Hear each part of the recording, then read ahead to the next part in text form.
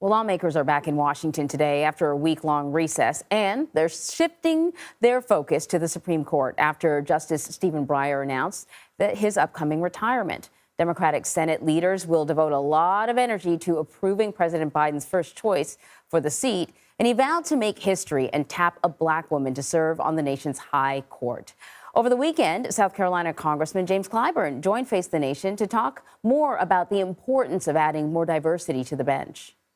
It says to them, you've got just as much of a chance to benefit from the greatness of this country as everybody else. As you probably know, I have made it the motto of my service, making America's greatness accessible and affordable for all Americans. And that's what this will do. So joining us now to talk more about this and lawmakers' busy week ahead is Nikole Killion. Nikole, thanks for joining us this morning. So let's get right into it. Over the weekend, we heard that the short list is really more sort of a list of a dozen potentials to replace what will be a vacant seat at the end of the court session. Lindsey Graham was on Face the Nation. I think he was on Face the Nation. Senator Lindsey Graham actually came out in favor of one particular candidate. I want to play a little bit of what Lindsey had to say. I can't think of a better person for President Biden to consider for the Supreme Court than Michelle Childs. She has wide support in our state. She's considered to be a fair-minded, highly gifted jurist. She's one of the most decent people I've ever met. It would be good for the court to have somebody who's not at Harvard or Yale. She's a graduate of the University of South Carolina, a public education background. She's been a workers' comp judge. She's highly qualified. She's of good character, and we'll see how she does if she's nominated. Sounds a little bit like bipartisan support, such a rare thing these days. Can you tell us a little bit about Childs and how she sort of stacks up against some of the others on that list? Well, keep in mind, Senator Graham does have some bias there in that, obviously, with Judge Childs being from South Carolina and him being the senior senator of South Carolina, you know, that is certainly part of the strategy as far as Congressman Clyburn is concerned.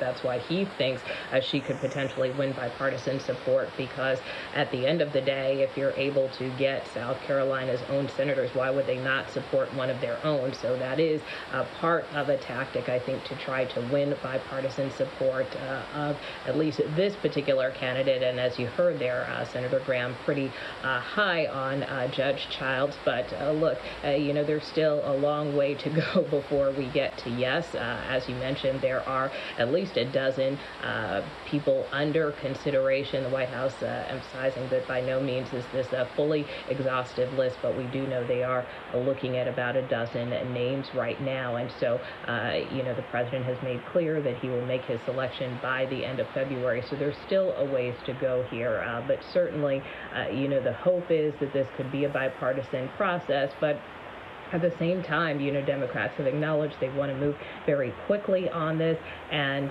you know, that they are adhering to that timetable that we saw with the last justice who was seated on the court, Amy Coney Barrett, who was named and nominated and confirmed within the span of a month. So Democrats are also very clear-eyed that it's possible they may not get a lot of Republican support, and so they are prepared to move as swiftly as they can, whether or not Republicans are on their side. So that's not all they have to do, though. There are other things on the list of the to-do list. We're talking about a $1.5 trillion funding plan. It needs to be approved by February 18th. Where do you think stand on that?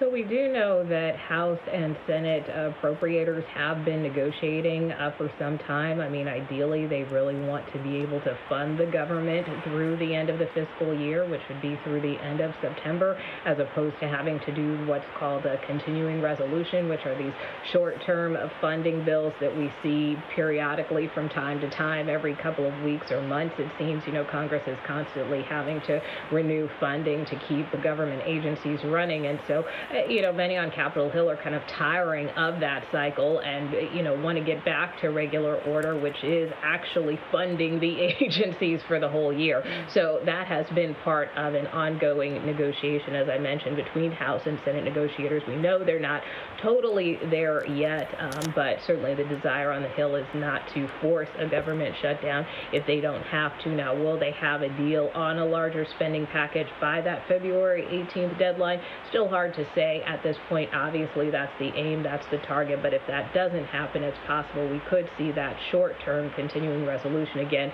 at least as a gap to get to that a larger spending package, a deal on a larger spending package, if congressional appropriators can work that out. And then, so what's going on with the Build Back Better legislation? Where do things stand with that?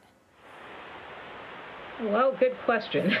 A lot of folks are asking that question on Capitol Hill. Look, progressives have made clear that they would like to see Build Back Better get done by March 1st, which has kind of been a soft deadline, if you will, with the president's State of the Union address expected on that day. It would give him something to tout, certainly, but quite frankly, many congressional leaders have been very non-committal about sticking to a date certain, and we saw even last year when the process was playing out that on many occasions Congress kind of blew past what deadlines, self-imposed deadlines they had set for themselves. So at this point, leadership, for instance, just last week, Speaker Pelosi was asked about this and about this March 1st kind of timetable, and she pretty much said, she's not going with any kind of date certain here, that she's hopeful, that she believes it's aspirational, but at this point, again, it doesn't seem clear if